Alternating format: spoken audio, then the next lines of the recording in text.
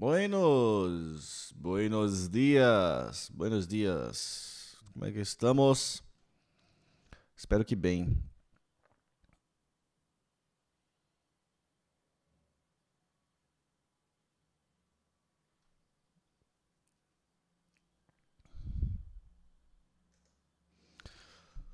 Bora lá, galera, então.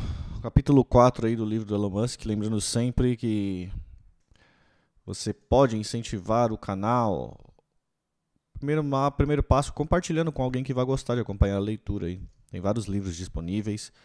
A gente já leu. Deixa eu lembrar alguns que a gente já leu. A gente já leu Rita Lee, uma autobiografia. A gente já leu Elis Regina. A gente já leu Roberto Carlos, a biografia proibida. Já lemos também o Diário de Anne Frank.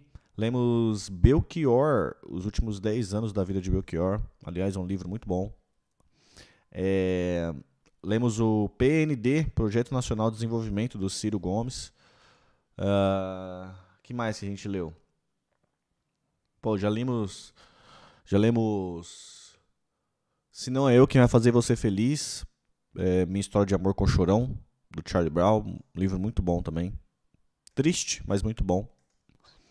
Enfim, tem vários livros. Eu sugiro você aí na playlist no YouTube, entra no canal, vai pela playlist e aí você vai ver lá os livros que a gente já tem aí disponível para acompanhar. Lemos também da Elza Soares, esse é muito bom, foi o último que a gente leu. Elza Soares, a biografia da Elza, bem legal. Você também pode sugerir livros pra gente ler na live. Manter aí se possível a gente vai atender sempre. Queria mandar um salve para Matheus Margis. Salve, Matheus, mandou uma mensagem aí no capítulo 1, tamo junto, viu? Muito obrigado pela mensagem. Essas mensagens aí, ó, dá um up legal pra gente. A gente sabe também que tem gente acompanhando a leitura, tá gostando. Beleza, Matheus? Top, estou vendo durante o serviço. Mais pra frente eu vou ouvir do livro do Ciro. Demorou, Matheus, tamo junto então. Fala aí pra gente com o que você trabalha. Fiquei curioso aí.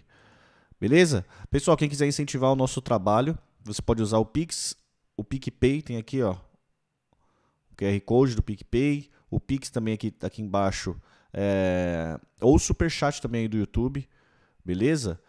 Você pode também ser membro do canal. E se você for Amazon Video, a gente também faz a live lá na Twitch. E toda pessoa que tem o Amazon Video, o Amazon Prime aí, tem direito a escorregar, a dar todo mês um incentivo para um criador de conteúdo da Twitch, porque ela faz parte da Amazon também.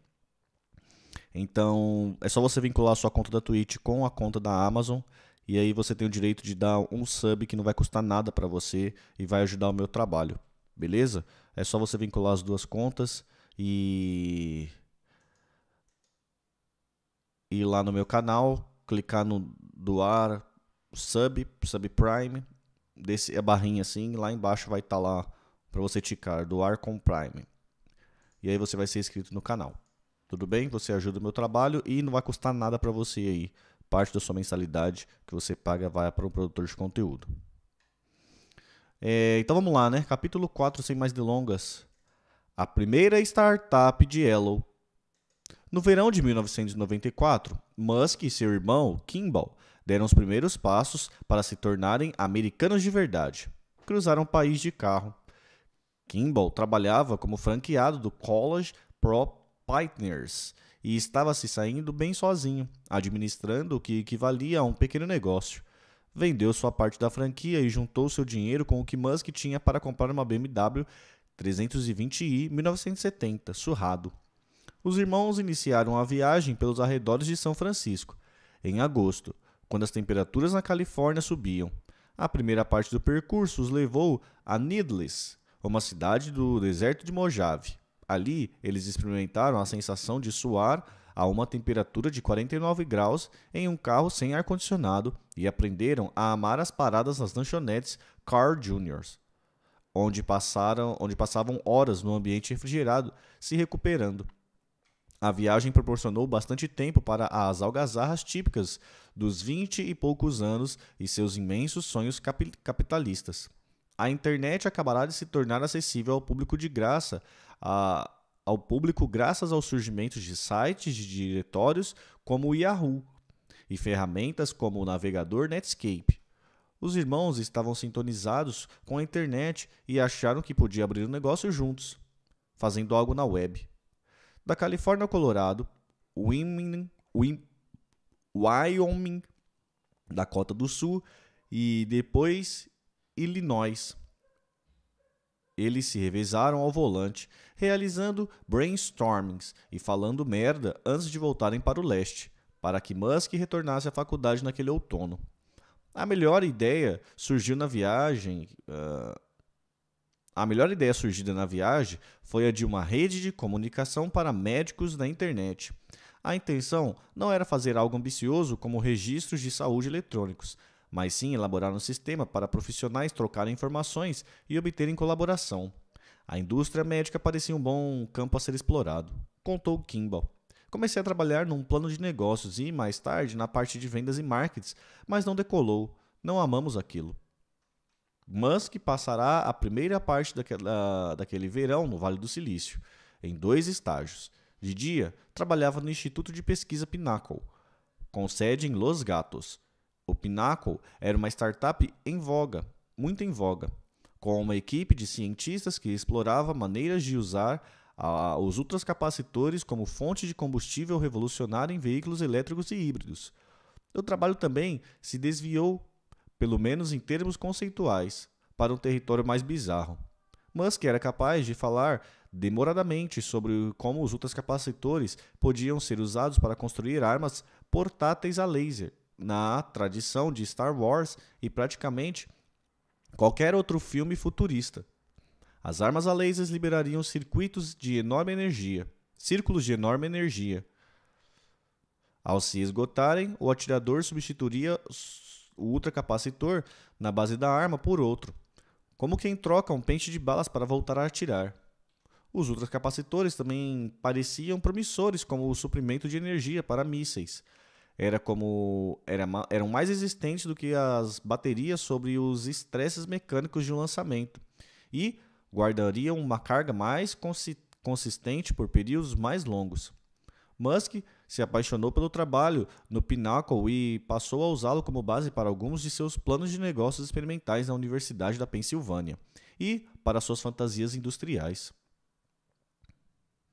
No fim da tarde, ia para a Rocket Science Games, uma startup com sede em Palo Alto, que pretendia criar os videogames mais avançados do mercado, substituindo os cartuchos por CDs capazes de armazenar mais dados. Em teoria, os CDs permitiriam dar aos jogos narrativas e qualidade de produção hollywoodianas. Uma equipe de profissionais de elite, que envolvia engenheiros e gente de cinema, foi reunida para realizar o trabalho. Hoje tá osso, hein? Tony Fadell, que mais tarde conduziria grande parte do desenvolvimento do iPod e do iPhone na Apple, trabalhava na Rocket Science, assim como os caras que desenvolveram o software da multimídia QuickTime para a Apple. Também contavam com profissionais que tinham trabalhado nos efeitos de Star Wars Original na indústria Light and Magic e outros que haviam produzido jogos na LucasArts Entertainment. A startup fez Musk sentir o gostinho do talento e da cultura que o Vale do Silício tinha a oferecer. Havia funcionários trabalhando no escritório 24 horas por dia, e ninguém achava nem um pouco estranho que Musk chegasse todo dia às 5 da tarde para o seu segundo estágio. Nós o contratamos para escrever um código bem simples e de pouca relevância, explicou Peter Barrett, um engenheiro australiano que ajudou a abrir a empresa. Ele era imperturbável. Pouco tempo depois, acho que ninguém ficou responsável por orientá-lo e ele acabou fazendo o que quis. Especificamente, pediram a Musk que escrevesse os drivers que permitiriam aos joystick e mouses comunicar-se com vários computadores e jogos. Os drivers são os mesmos tipos de arquivos irritantes que se tem de instalar para fazer uma impressora ou câmera funcionar junto com um computador doméstico. Um trabalho de iniciante. Programador autodidata, Musk se considerava bom em codificar e assumiu por conta própria tarefas mais ambiciosas. Eu estava basicamente tentando descobrir como poderia ter um aparelho multitarefa que lesse vídeo num CD e executasse um jogo ao mesmo tempo, disse ele. Na época, podia-se fazer um ou outro. Era um pouco complicado montar a programação. De fato, era algo complexo. Musk tinha de emitir comandos que falavam diretamente com o microprocessador principal de um computador e mexia com as funções mais básicas responsáveis por fazer a máquina funcionar. Bruce Lake, o ex-engenheiro-chefe por trás do QuickTime, supervisionara a contratação de Musk e ficou maravilhado com a sua capacidade de varar a noite trabalhando. Segundo Lake, ele tinha uma energia ilimitada. Os garotos de hoje em dia não têm a menor noção de hardware ou de como as coisas funcionam, mas ele tinha a experiência de um hacker de PC e nenhum medo de ir a fundo e aprender. Musk encontrou no Vale do Silício a riqueza de oportunidades que vinha procurando e um lugar à altura de suas ambições. Ele voltaria dois verões seguidos e depois rumaria para o Oeste em definitivo, após obter 2 diplomas na Universidade da Pensilvânia. A princípio, pretendia concluir um doutorado em Ciências dos Materiais e Física em Stanford e aprimorar o trabalho que fizera no Pinnacle sobre ultracapacitores. Como se sabe, Musk deixou Stanford após 2 dias de aula, achando o chamado da internet irresistível. Persuadiu Kimball a também se mudar para o Vale do Silício. Assim, conquistariam a web junto. As primeiras ideias para um negócio viável na internet surgiram durante os estágios. Um vendedor das páginas amarelas estivera no escritório de uma das startups tentando vender a ideia de um registro online para complementar as informações creditadas a cada empresa naquele grande e grosso catálogo. O homem teve dificuldades para explicar a proposta e claramente tinha pouco conhecimento sobre o que a internet era ou sobre como alguém montaria um negócio a partir dela. A abordagem fraca deixou Musk pensativo. Ele procurou Kimball, falando pela primeira vez sobre a ideia de ajudar a empresa a entrar na internet. De acordo com Kimball, Ellow disse: "Esses caras não sabem o que estão falando. Talvez isso seja algo que possamos fazer." Isso foi em 1995 e os irmãos estavam prestes a criar a Global Link Information Network, a startup que seria rebatizada de Zip2. Para detalhes sobre a controvérsia em torno da criação da Zip2 e o histórico acadêmico de Musk, ver o apêndice número 1. O apêndice aparece depois, tá, gente? A gente vê. Lembre-se aí. Lembra aí, galera. Fica aí. A ideia da Zip2 era engenhosa. Em 1995, poucos pequenos negócios entendiam as ramificações da internet. Não sabiam quase nada sobre como entrar na web e não entendiam o valor de criar um site para o seu negócio, ou mesmo ter um registro em listas dos tipos das páginas amarelas online. Musk e o irmão esperavam convencer restaurantes, lojas de roupas, cabeleireiros e outros negócios de que chegara a hora de tornar sua presença conhecida pelo público que navegava na internet. A Zip2 criaria um catálogo de negócios pesquisável e a ligaria a mapas. Musk costumava explicar o conceito por meio de uma pizza, dizendo que todo mundo merecia ter o direito de saber a localização da pizzaria mais próxima e as informações detalhadas sobre como chegar lá. Isso pode parecer óbvio hoje. Pense no Yelp junto com o Google Maps, mas na época nem mesmo os mais alucinados sonhavam com um serviço desse tipo. Os irmãos Musk deram a vida à Zip2 no número 430, em Sherman Avenue, em Palo Alto. Alugaram um escritório do tamanho de uma kitnet, 9 metros por 6, e adquiriram mobiliários básicos. O prédio de 3 andares tinha suas peculiaridades. Não havia elevador e água nos vasos sanitários com frequência retornava. Como conta um dos primeiros funcionários. Era literalmente um lugar de merda para trabalhar. Para conseguir uma conexão de internet rápida, Musk fez um acordo com Ray Gerald, um empreendedor que dirigia um provedor de serviços de internet no andar de baixo do escritório da Zip2. Segundo Gerald, Musk furou com broca um buraco no reboco próximo à porta da Zip2 e passou um cabo Ethernet pelo vão da escada até seu escritório. Eles demoravam a pagar algumas vezes, porém nunca me deram calote, contou Gerald. Acho que é Giroud, sei lá, deve ser francês. Musk fez sozinho toda a codificação original por trás do serviço, enquanto o mais afável Kimball cuidava de reforçar a operação de venda de porta em porta.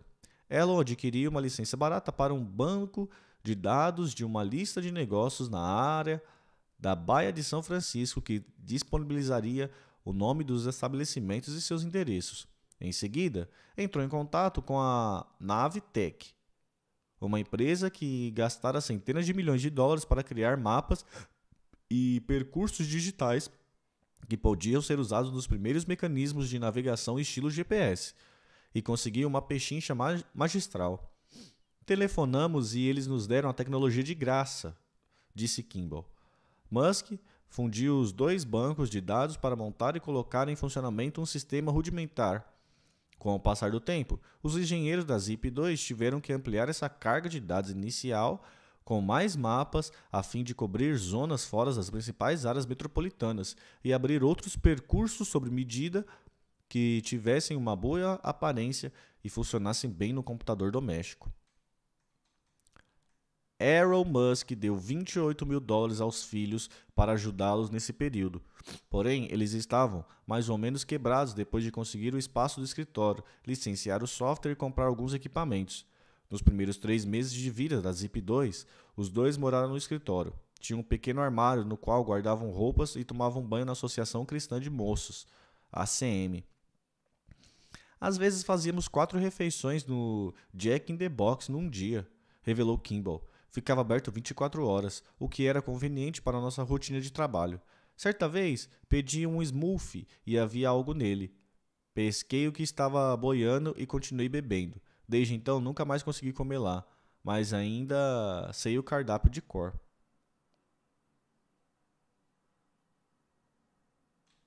Em seguida, alugaram um apartamento de 2 quartos, mas não tinham dinheiro nem disposição para comprar móveis, então havia apenas 2 colchões. Musk, de algum modo, convenceu um jovem engenheiro sul-coreano a trabalhar na Zip, como estagiário em troca da casa e comida. Como Kimball contou, o pobre garoto achou que ia trabalhar numa grande empresa, acabou morando conosco e não tinha a menor ideia de onde estava se metendo.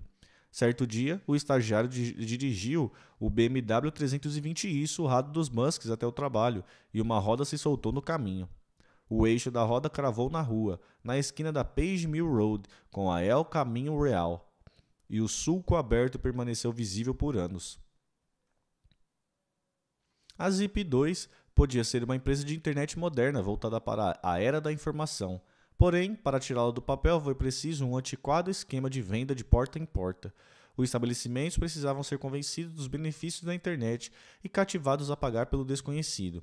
No fim de 95, os irmãos Musk começaram a fazer suas primeiras contratações e a formar uma equipe de vendas heterogênea. Jeff Heyman, um jovem de 20 anos de espírito livre que tentava descobrir o que fazer na vida, tornou-se um dos primeiros contratados pela Zip2. Ele estava assistindo a TV à tarde da noite com o pai e viu um endereço de internet escrito na parte de baixo da tela durante um comercial. Era de alguma coisa.com, contou. Lembro-me de estar ali sentado e perguntar ao meu pai o que era aquilo. Ele respondeu que também não sabia. Foi quando eu percebi que precisava conhecer a internet. Hellman passou algumas semanas tentando conversar com pessoas que pudessem explicar a internet para ele. E então se deparou com um anúncio de emprego de 5 por 5 centímetros da Zip2 no jornal San José Mercury News. Dizia: vendas na internet, candidate-se aqui. E Hellman conseguiu o bico. Outros vendedores se juntaram a ele, trabalhando por comissão. Parecia que Musk nunca saía do escritório. Ele dormia. Não muito diferente de um cachorro, em um puff ao lado de sua mesa. Quase todo dia eu chegava às 7h30 ou 8 horas e ele estava lá dormindo, naquele puff, contou Hellman. Talvez ele tomasse banho nos fins de semana, não sei. Musk pediu a esses primeiros funcionários da Zip2 que o chutassem ao chegar para acordá-lo e, assim, fazê-lo voltar ao trabalho. Enquanto Musk trabalhava na codificação como se estivesse possuído, Kimball se tornava o entusiasmado líder de vendas. Kimball era o eterno otimista e muito animado, disse Hellman. Jamais conheci alguém assim. Kimball mandou Hellman ir ao sofisticado shopping Stanford e a Universidade Avenue, a rua principal de Palo Alto, para convencer varejistas a fazer parte da Zip2, explicando que um registro em lista patrocinado levaria o estabelecimento para os primeiros resultados de busca. O grande problema, é claro, era que ninguém estava assinando o serviço. Por várias semanas, Hellman bateu de porta em porta e voltou para o escritório com poucas boas notícias a contar. As respostas mais agradáveis vinham daqueles que lhe diziam que propaganda na internet parecia a coisa mais estúpida da qual já tinha ouvido falar. Com mais frequência, os donos da loja apenas lhe diziam para ir embora e parar de importuná-los.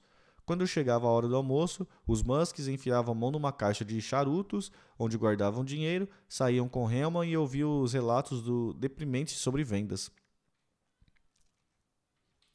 Craig Moore, outro dos primeiros funcionários, desistiu do trabalho como corretor de imóveis para apregoar o serviço da Zip2. Decidiu-se por cortejar concessionárias de automóveis, por elas, em geral, gastarem muito dinheiro com propaganda. Ele lhes contavam sobre o principal site da Zip2, www.totalinfo.com, e tentava convencê-las a obter um registro do tipo www.totalinfo.com/Toyota do Vale do Silício. Quando Moore o demonstrava, o serviço nem sempre funcionava, então carregava muito devagar, como era comum na época. E isso o obrigava a convencer os possíveis clientes a imaginar o potencial da Zip. Um dia, voltei com uns $900 em cheque, contou Moore. Entrei no escritório e perguntei o que eles queriam que eu fizesse com o dinheiro. Ellen parou de castigar o teclado, inclinou-se por cima do monitor e disse: "Fala sério, você conseguiu dinheiro." O que mantinha os funcionários animados eram as contínuas melhorias feitas por Musk no software da Zip2. O serviço deixara de ser um protótipo para se tornar um produto de verdade, que podia ser usado e demonstrado, sempre ligados no marketing. Os irmãos Musk tentaram tornar seu serviço na internet mais importante, dando a este um corpo físico imponente. Ellen elaborou uma enorme caixa em torno de um PC comum e o arrastava sobre uma base com rodinhas. Quando potenciais investidores apareciam, ele fazia uma cena arrastando a máquina enorme para dar a impressão de que a Zip2 funcionava dentro de um mini supercomputador.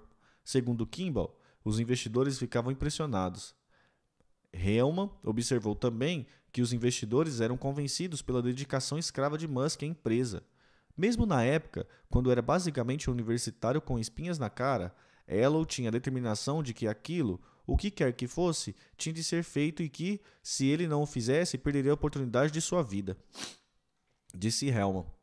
Acho que era isso que os investidores de risco viam, a disposição dele em arriscar a própria existência na construção daquela plataforma. Musk chegou ao ponto de dizer algo assim a um investidor de risco, informando: "Minha mentalidade é a de um samurai. Prefiro cometer seppuku a fracassar." No início da aventura da Zip2, Musk ganhou um confidente importante, que moderava alguns desses impulsos mais dramáticos.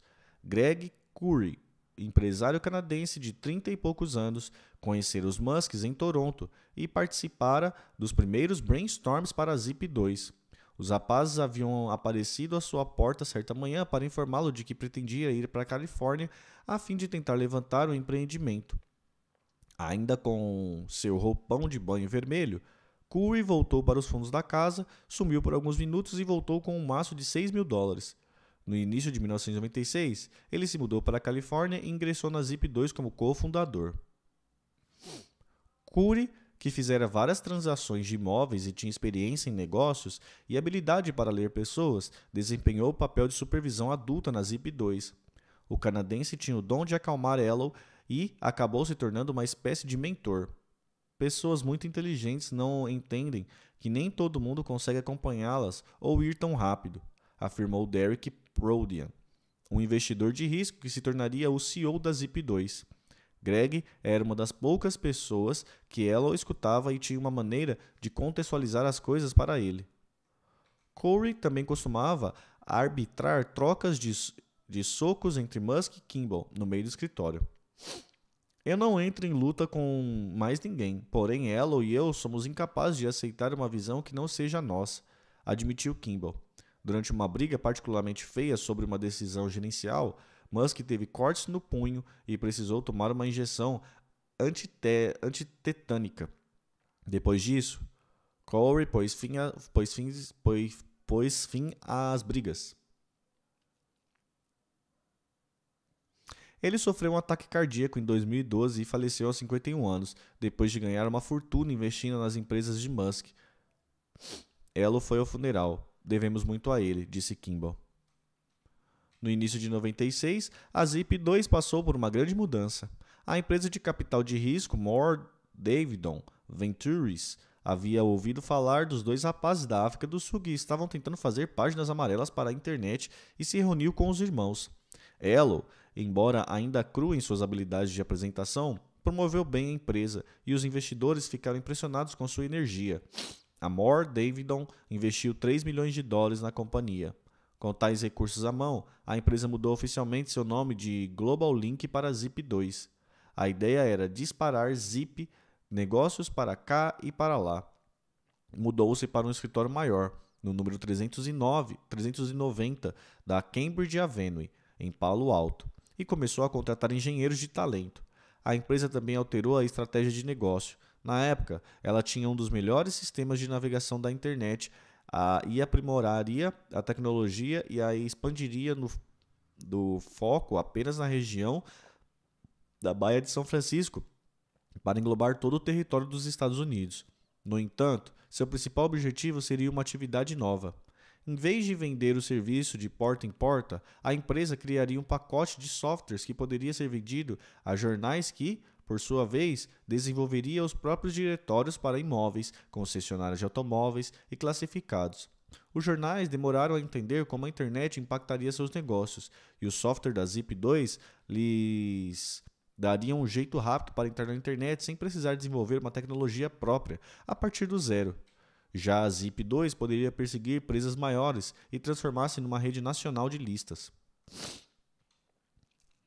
Essa transição entre modelos de negócios e composição da empresa seria um momento fundamental na vida de Musk. Os investidores de risco pressionaram a assumir o papel de diretor de tecnologia e contrataram Rich Sorkin como o CEO. Sorkin trabalhara na Creative Labs, que produzia equipamentos de áudio, e dirigira o grupo de desenvolvimento de negócios da empresa, no qual comandara uma série de investimentos em startups de internet. Os investidores da Zip2 o consideravam um profissional experiente, que entendia de internet. Embora tenha concordado com o arranjo, Musk se ressentiria por ceder o controle da própria companhia.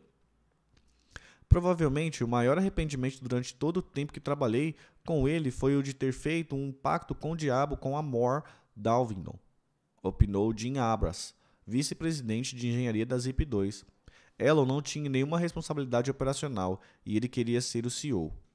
Vou pegar uma água, peraí.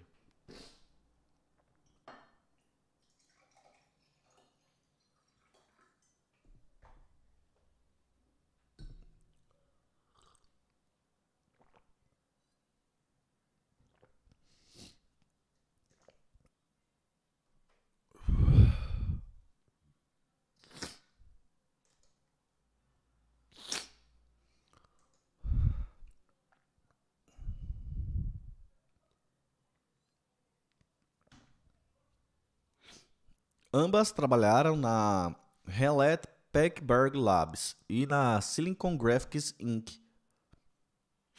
E é um exemplo de calibre dos talentos contratados pela Zip2 após a chegada da primeira onda de dinheiro. A Silicon Graphics, fabricante de computadores top de linha, querida por Hollywood, era a empresa que mais se destacava na época e reunia a elite de geeks do Vale do Silício. Ambras usou a promessa de fazer fortuna na internet para formar uma equipe com os engenheiros mais inteligentes da Silicon Graphics para a Zip2. Nossos advogados receberam uma carta da Silicon Graphics dizendo que estávamos escolhendo a dedo os melhores caras, disse Ambras. Elo achou isso fantástico. Embora Musk se sobressaísse como codificador autodidata, suas habilidades não eram nem de perto tão apuradas quanto as dos novos contratados. Eles deram uma olhada no negócio no código da Zip2 e começaram a reescrever a maior parte do software. Musk encrespou com algumas mudanças, porém os cientistas da computação precisaram de apenas uma fração de linhas de código que ela usara para fazer o trabalho. Tinha habilidades para dividir projetos de software em pedaços que podiam ser alterados e aprimorados, enquanto Musk caía na clássica armadilha do codificador autodidata de escrever o que os desenvolvedores chamam de bolas de pelo, pedaços grandes e monolíticos de códigos que podiam sair do controle por motivos misteriosos. Os engenheiros também implementaram uma estrutura de trabalho mais aprimorada e prazos realistas para o grupo de engenharia. Essa foi uma mudança bem-vinda em relação ao método de Musk, que era estabelecer prazos otimistas demais e depois tentar fazer os engenheiros trabalharem sem parar dias a fio para cumprir os objetivos. Se perguntassem a ela quanto tempo levaria para fazer algo, nunca havia nada em sua mente que levasse mais do que 1 hora, contou Ambras. Passamos a entender 1 hora como dia ou 2, e, se ela dizia que algo levaria um dia, considerávamos 1 semana ou 2. Abrir a Zip e vê-la crescer imbuiu Musk de autoconfiança. Terence Benney, um dos seus amigos dos tempos de ensino médio, foi à Califórnia para uma visita e logo notou a mudança em sua personalidade. Viu Musk confrontar um senhorio desagradável responsável por criar dificuldades para sua mãe, que alugava um apartamento na cidade.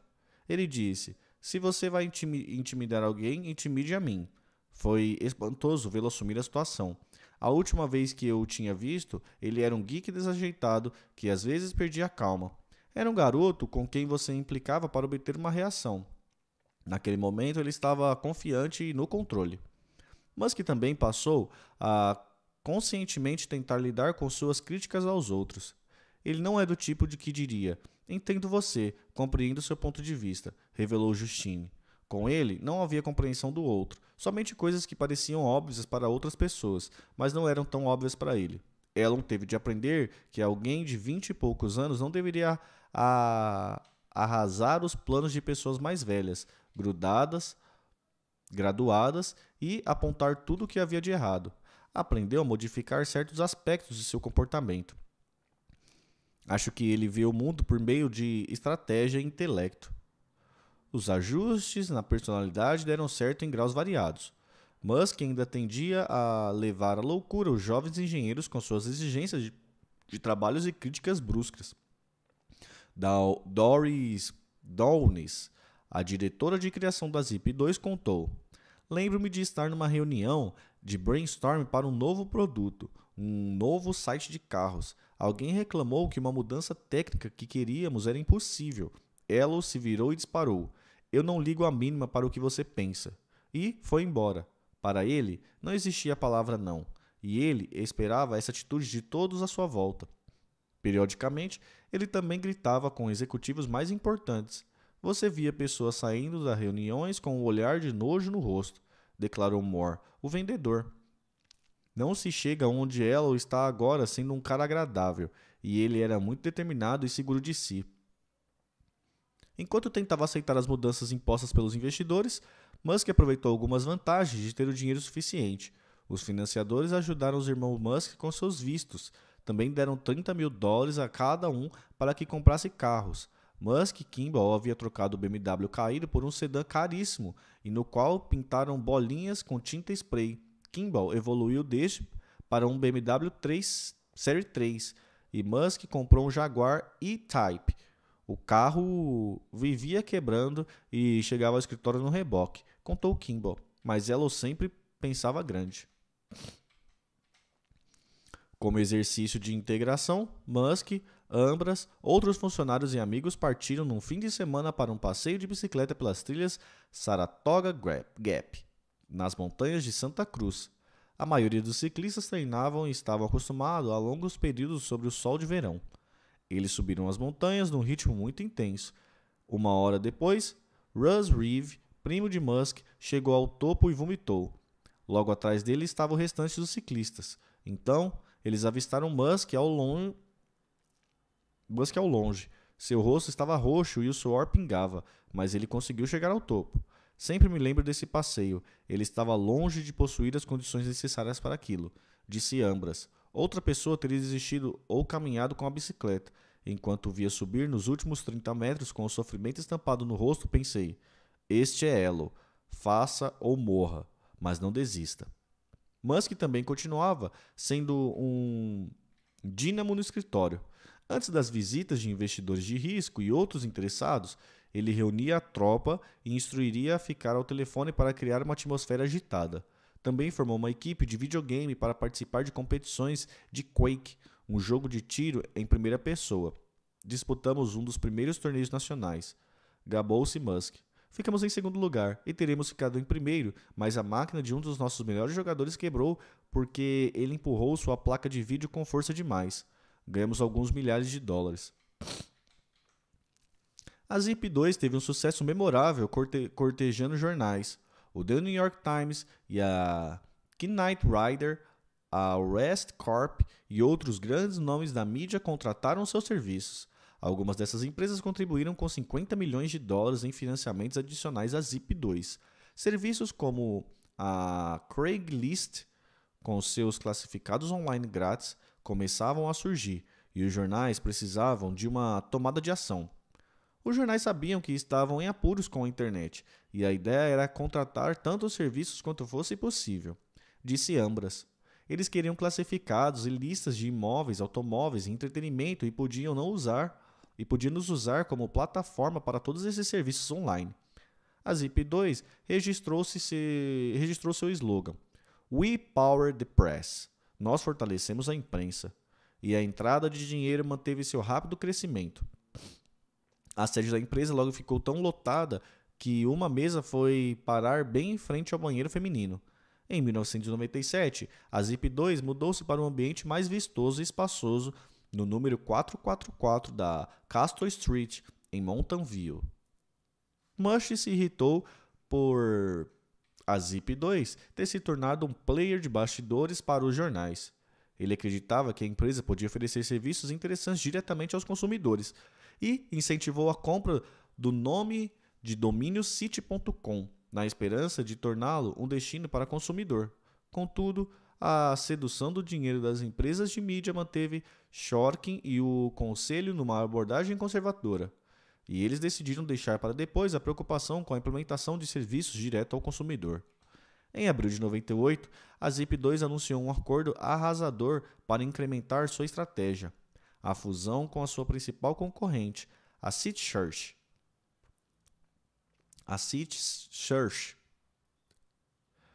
Num negócio avaliado em torno de 300 milhões de dólares. A nova companhia manteria o nome CitySearch. A Sorkin ficaria à frente do empreendimento de risco. No papel, a união pareceria uma união entre iguais. A CitySearch tinha desenvolvido um extenso conjunto de diretórios para cidades americanas.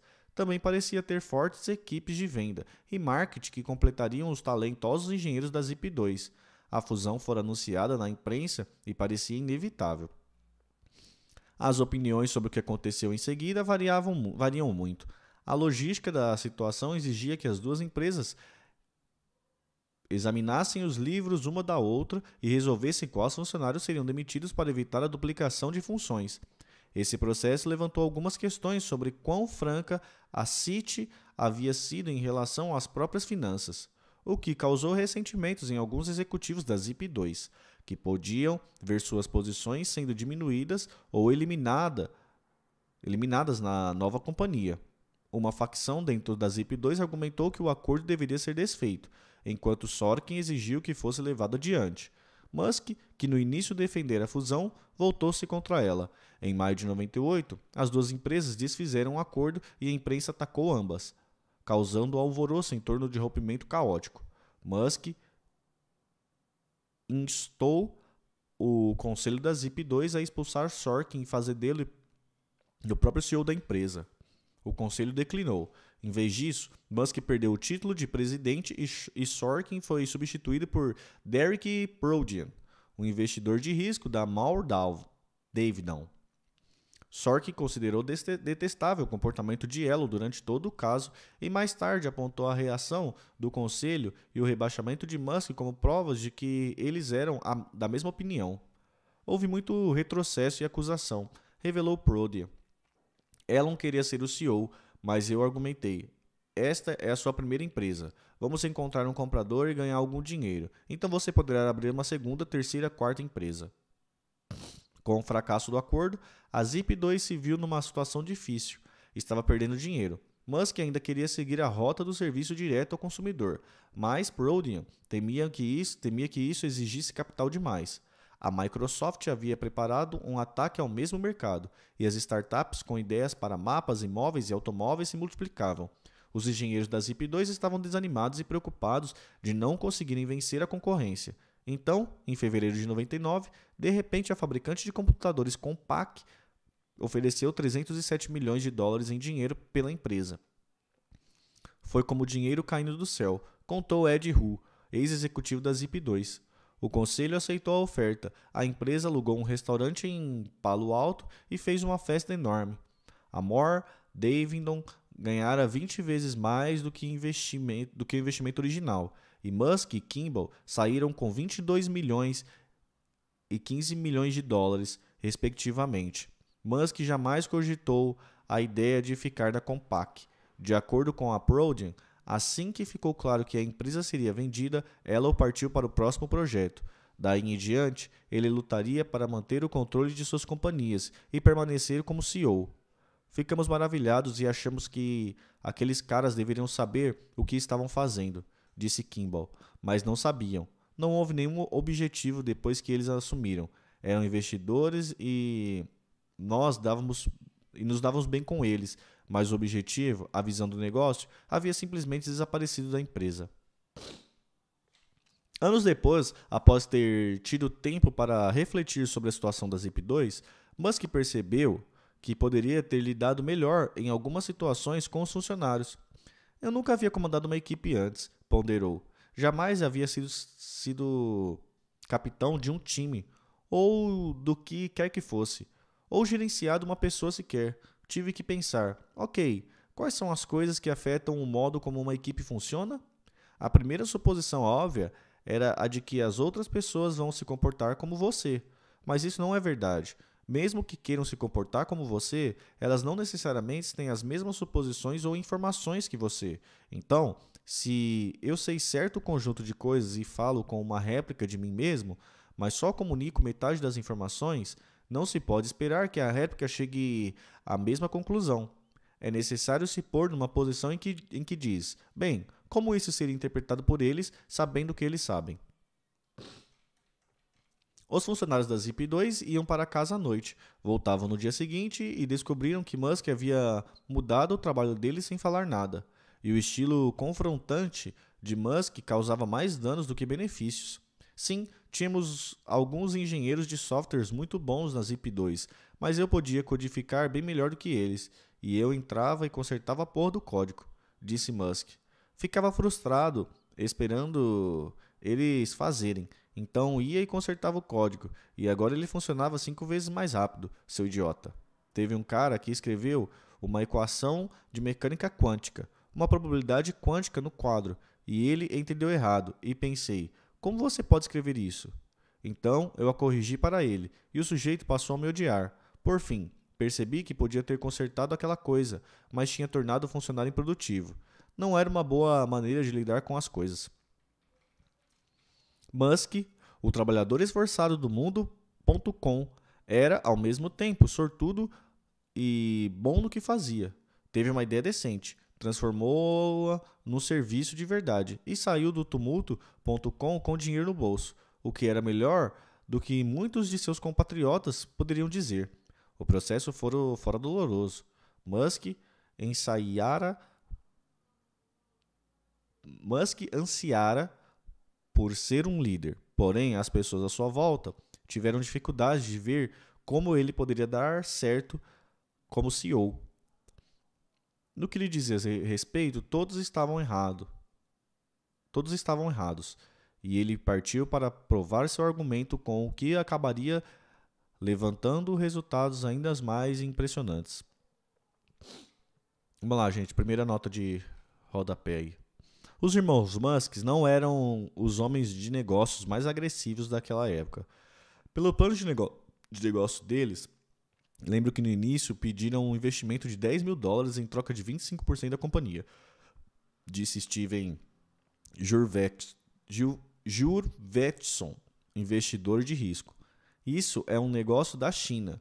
Quando soube do investimento de $3 milhões, me perguntei se a Moore Davidson tinha chegado a ler o plano de negócios. De todo modo, os irmãos acabaram por se elevar a uma roda de risco normal.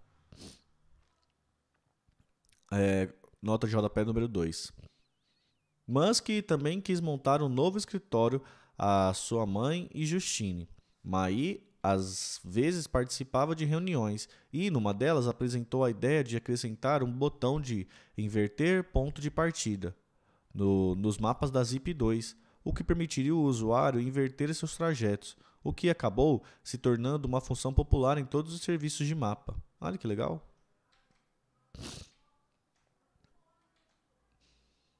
É isso aí, gente. Acabamos aqui o capítulo número 4. O capítulo de amanhã é o chefão da máfia do PayPal. Vamos jogar o termo?